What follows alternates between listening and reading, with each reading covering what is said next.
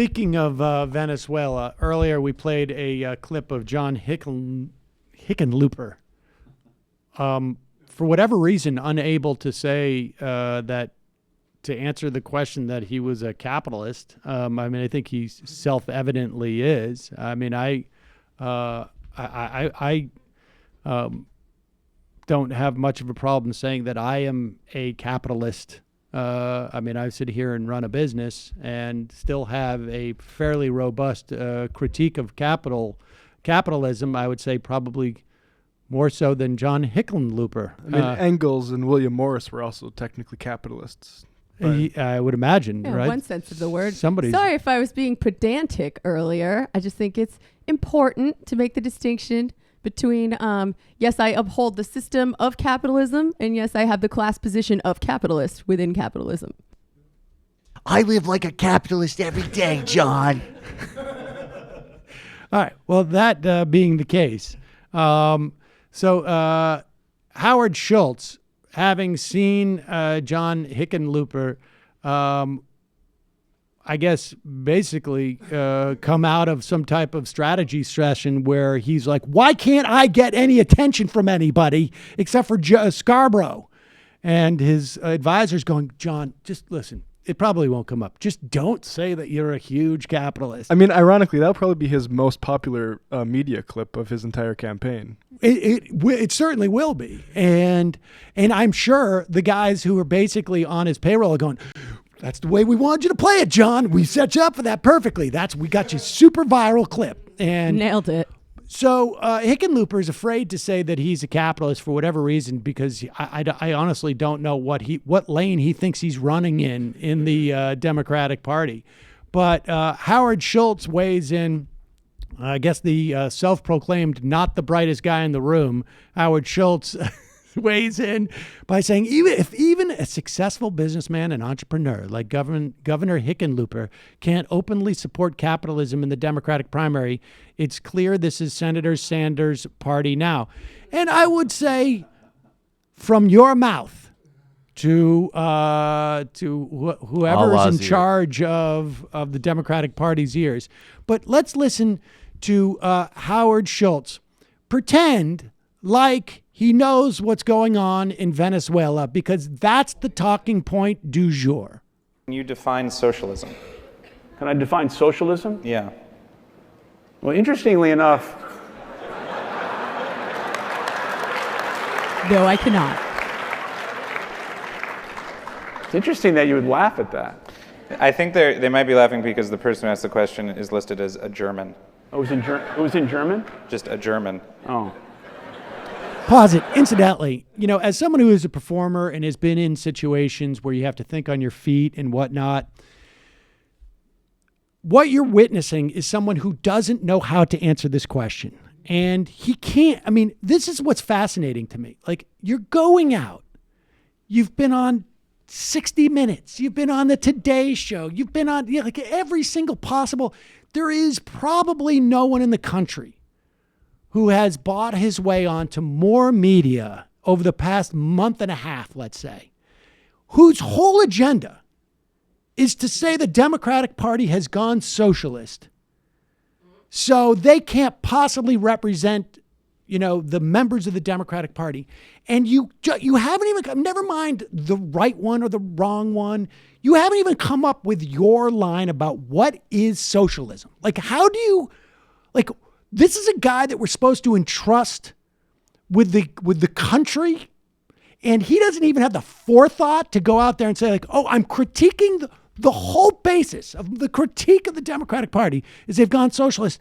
I haven't figured out how to define it yet. I haven't even thought about it long enough to literally, you can come up with any definition of socialism you want and present it. You could be wrong, but at least you'd have an answer. And this guy's stalling. Go back. It's just unbelievable.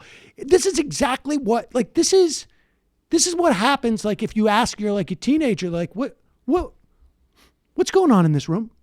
Hey, I forgot to tell you, I need that money for the field trip. No. I asked you what's going on in this room. Did I tell you, did you see that car accident on Flatbush? This is what's, all right, so go ahead. Because the person who asked the question is listed as a German. Oh, it was in German? Just a German. Oh.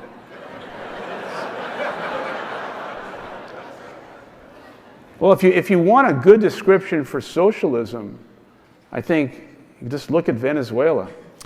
Pause it. Incidentally, aside from that not being a good description, but that was not the question wasn't what's a good description of socialism. It's what is the definition of socialism? What is it? Like, this is the worst example of some like literally junior high kid who hasn't done his homework. Socialism, you ask? That's a good question, and I will tell you why. Answer for many Well, reasons. this is why Thatcher has the whole. That's when you run out of other people's money, right? Like you develop something like that. Yeah, at least come up with some type of like dumb catchphrase instead of like, I'm going to fish around in the, I remember hearing Venezuela on the car radio. See, what did Charlie Kirk say? Yeah, exactly. Maybe he should hire some highly paid consultants to help him with his campaign. Yeah, no kidding. I think you just look at Venezuela. You don't like that? Yeah, because I'm buying time. Buying time. We do not, we don't want a government takeover of our lives. We want the freedom of being able to pursue happiness in America, the pursuit of happiness. We want our independence. What? We want our free enterprise Independence to from Britain? be sustainable. Capitalism has created more jobs, has moved more people out of poverty, and created the greatest system in the world, which is America. What? Is it None of this, perfect? pause it. No. None of this makes any sense. America's not a system. It's a country. Capitalism is the system. This is just, it is stunning. You know what it really does show you? Honestly, you can make a lot of money. In fact, it may even help you to be a C student. Howard Schultz is the biggest C student. I mean, and you talk slowly.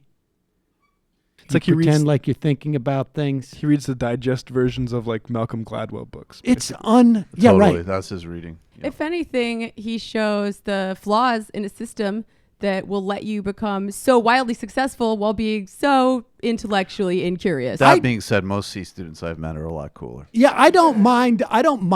Not very bright people making money. That in and of itself is not, I don't mind success by not very bright people. That's fine. It's just that this guy's not capable. I wouldn't trust him, honestly, to lead me out of like a Brothers and sisters, we'll restore the queen. We'll get rid of the pursuit of happiness.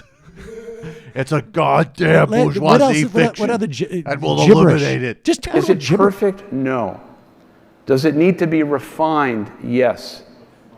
Do businesses have a moral obligation in addition to making money? Yes. Stop. Absolutely fundamentally wrong. There is nothing that obligates a business to do anything on any moral standards. Nowhere. In the existence of any business is it written into their charter. I mean, they can claim that it is, but they have no obligation. Obligation is something that is imposed upon you from outside of you. There is no obligation on any business to do that. You can get a special thing that says I'm a C Corp or whatever it is. Like I'm a G Corp.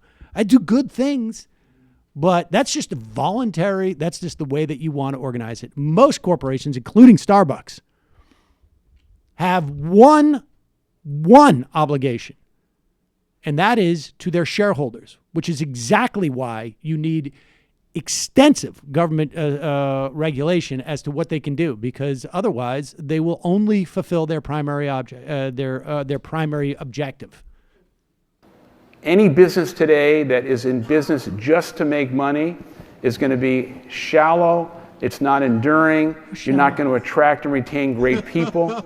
But those businesses that achieve the fragile balance between profit and humanity and understand that the gifts of business is to lift people up and create opportunity for everyone, that is a system that I embrace. That is a system that I'm for.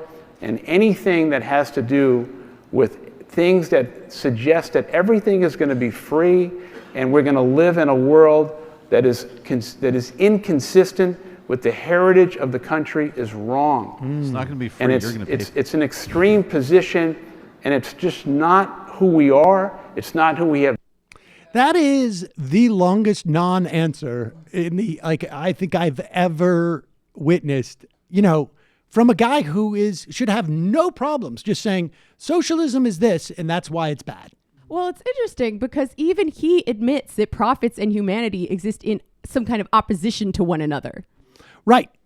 Because it does. I mean, that is also like grade school obviousness. I mean, there's nothing in the charter when you sign up to become a corporation. There's nothing in there that says, incidentally, you have a moral obligation to do well by your community. If you did, half the things we talk about in this program would be completely irrelevant. I'm just.